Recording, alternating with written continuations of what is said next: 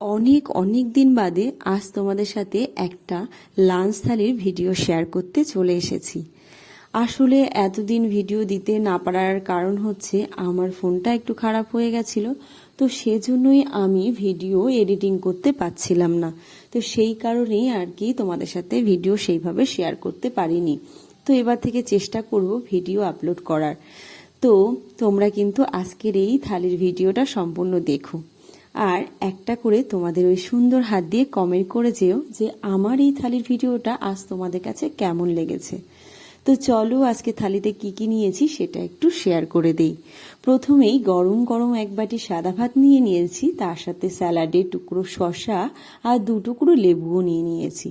সঙ্গে আজকে করেছিলাম নিম আলুর ভর্তা। তো এই আলু সিদ্ধটা নিম পাতা দিয়ে আমি মেখেছি একটু শুকনো লঙ্কা আর ভাজা জিরে দিয়ে।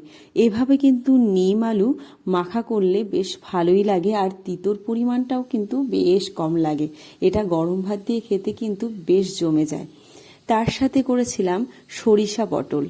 সরিষা পটলটা কিন্তু একটু তেল বেশি লাগে, আর এটাও কিন্তু বেশ ভালোই হয় খেতে। আর তার সাথে করেছিলাম ধোকার ডালনা। ধোকা দিতে নয়, ধোকা খেতে কিন্তু আমি বেশ পছন্দ করি।